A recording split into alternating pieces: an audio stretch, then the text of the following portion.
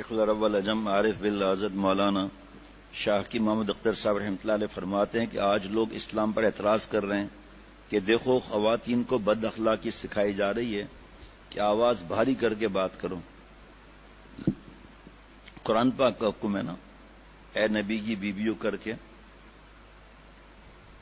لیکن لاکھوں اخلاق اس بد اخلاقی پر قربان ہو جائیں جو اپنے پیدا کرنے والے کو راضی کر لے.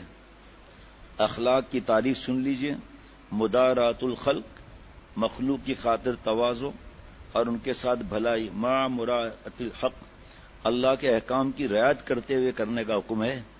واہ سبحان اللہ، کیسے پیارے الفاظ ہیں. اگر مہربانی کرنے سے اللہ ناراض ہو تو آپ کسی مخلوق کی مہربانی نہیں کر سکتے. یتیم کے سر پر ہاتھ پھیرنے سے ہر بال پر نیکی ملتی ہے، لیکن ایک یتیم لڑکی ہے جو 10-12 سال کی ہو رہی ہے اور چہرے پر نمک بھی ہے، اس کے سر پر ہاتھ مت پھیرو. 15 سال سے پہلے تک لڑکے اور 12 سال سے پہلے لڑکی کہلاتی ہے. بس حدیث دیکھ لیں کہ صاحب یتیموں کے سر پر ہاتھ پھیرنے سے ایک ایک بال کا ثواب لے رہا ہوں، اور حسینوں پر ہاتھ پھیر رہے ہیں، پھر اس کے بعد گالوں پر بھی ہاتھ پھیر رہے ہیں. اگر کسی بیوہ کی خدمت کرنی ہے تو اگر 70 سال کی بڑھیا ہے تو براہ راست اس سے پوچھ لو کہ میرے لائق کوئی خدمت، اماں کچھ سبزی لانی ہے، کوئی سودا لانا ہے. اگر 45 کے اندر ہے، کہ بعد میں یہ تو پرانا واز ہے حضرت کا، بعد میں فرمایا جو عورتیں کھال کھچواتی ہیں 60-65 سال کی عمر میں بھی اور لڑکیاں لگتی ہیں، تو ان سے بھی احتیاط کا حکم ہے.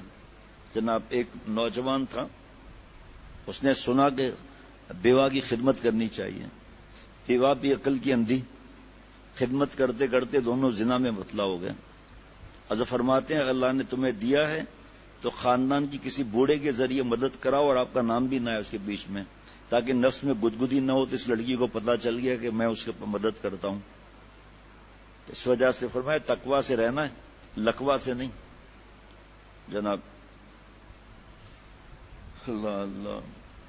اور اگر 40-45 کے اندر ہے، فتنے کا اندیشہ ہے، تو اپنی اماں کو بھیجو کہ اس کو کوئی ضرورت تو نہیں. پہلے زمانے کی بیواؤں اور آج کی بیواؤں میں فرق ہے. آپ صلی اللہ علیہ وسلم کے زمانے میں خواتین مسجد میں نماز پڑھتی تھیں، لیکن حضرت عمر رضی اللہ عنہ کا زمانہ آیا تو اما عائشہ صدیقہ رضی اللہ عنہ نے فیصلہ کیا کہ اب خواتین کو مسجدوں میں آنے سے روک دیا جائے. جمعہ پڑھنا یا تراویح پڑھنا، جماعت سے نماز پڑھنا مکروہ تحریمی، عملاً حرام ہے. حالات بدلنے سے اس طرح کے مسائل بدل جاتے ہیں. احسن الفتاوی دیکھ لو. حضرت عائشہ صدیقہ رضی اللہ عنہ نے فرمایا کہ اگر حضور صلی اللہ تعالی علیہ وسلم اس وقت خود دنیا میں موجود ہوتے تو فتنے کے حالات دیکھ کر آپ خود منع کر دیتے. لہذا بیواؤں کی خدمت میں اتنا ہی ثواب ہے، لیکن اگر بڈھی ہے 70 سال 80 سال کی نانی اماں کی بھی نانی معلوم ہوتی ہے تو ان کے لیے سودا سلف لانے میں حرج نہیں.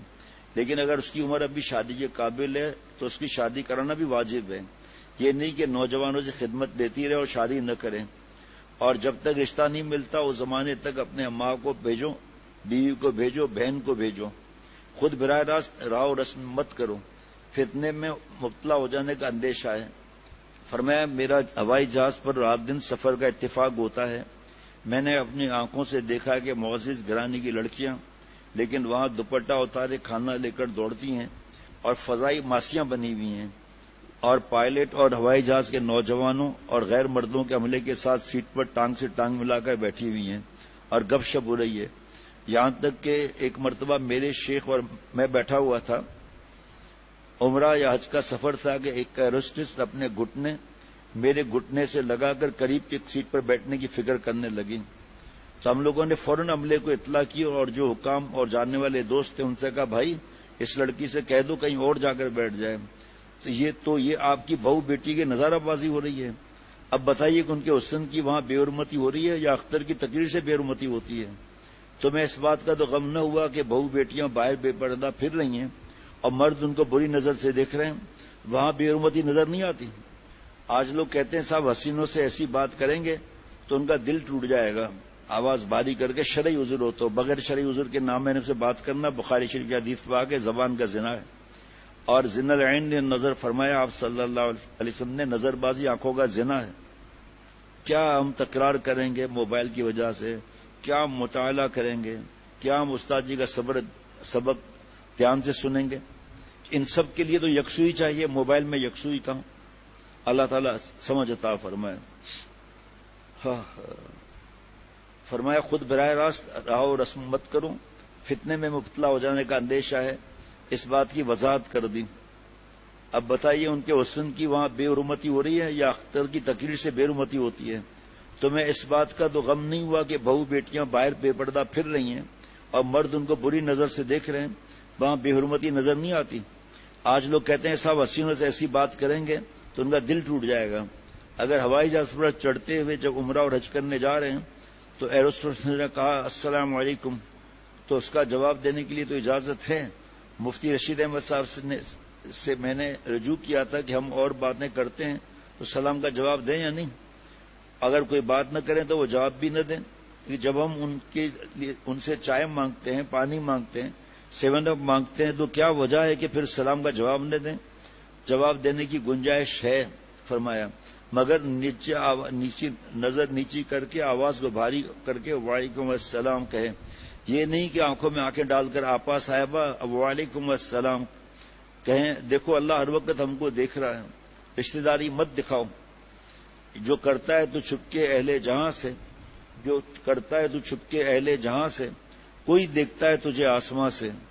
ایسے ملکوں میں جہاں عورتیں بے پردہ گھومتی پھرتی رہیں، ٹانگیں کھولی ہو، اور جب جہاز پر ایروسٹس آئے اور حاجی صاحب سے پوچھے حاجی صاحب گرم چاہیے یا ٹھنڈا، تو جن حاجی صاحب کو عقل نہیں وہ کہتے ہیں کہ دونوں چاہیے، اور پہلے 7 اپ پھر گرم گرم چائے، اور اس کے بعد آنکھوں کا زنا بھی کر رہے ہیں، دیکھے بھی جا رہے ہیں، اور تصویر بھی جا رہی ہے، اور بڑے بڑے مسکرا کر باتیں کر رہے ہیں.